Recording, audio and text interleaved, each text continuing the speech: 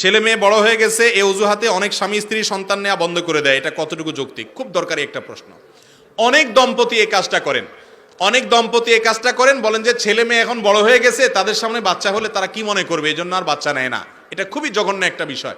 মনে রাখবেন, পশ্চিমা দুনিয়ার মানুষরা আমাদেরকে বুঝাইছে যে ছেলে হোক মেয়ে হোক দুইটা হলে সুখী পরিবার হওয়া যায়, ছোট পরিবার সুখী পরিবার। আমরা যে দেখি যত দুঃখ হয়, আজকাল বেশিরভাগ দুঃখ হয় হলো ওই তথাকথিত ছোট পরিবারের মধ্যে। ইহুদিরা এক সময় তারা যখন আমাদেরকে জন্ম নিয়ন্ত্রণের ফজিলত শুনাইতো, তারা পশ্চিমা দেশগুলোর রাস্তা রাস্তায় 5টা 7টা 8টা তাদের বাচ্চা সাথে নিয়ে নিয়ে ঘুরে বেড়াইতো। তারা নিজেরা ঠিকই বুঝে যে মানুষের মূল্য কত, জনসংখ্যা এটা কোনো বিপদ না, জনসংখ্যাকে জনসম্পদে রূপান্তরিত করতে না পারাটা হলো বিপদ। চায়নাতে এত মানুষ, চায়না গোটা দুনিয়ার বাণিজ্যিক নেতৃত্ব যারা দিচ্ছে তাদের মধ্যে একটা দেশ। অতএব জনসম্পদে রূপান্তর করতে হবে।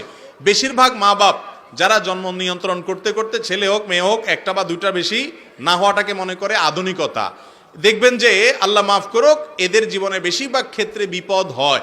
যাদের 5-6টা ছেলে মেয়ে হয়ে যায়, দেখেন একটা না একটা মানুষ হয়, সবগুলো অমানুষ হয়, এটার পরিমাণ অনেক কম থাকে। বিধায় এ ব্যাপারে বিতশ্রদ্ধ থাকা উচিত না। ছেলে মেয়ে বড় হয়েছে এই অজুহাতে বাচ্চা আর নেব না, এটা কোনো জায়েজ হতে পারে না। হ্যাঁ, আপনার শারীরিক কোনো অসুবিধা আছে, তাহলে আপনি সাময়িক জন্মবিরতিকরণের যে প্রক্রিয়া সেটা অবলম্বন করতে পারেন, কিন্তু এইটা কোনো গ্রহণযোগ্য অজুহাত না যে বাচ্চা বড় হয়ে গেছে এখন নিলে কেমন দেখা যায়, খারাপ দেখা যায়, এটা ভুল।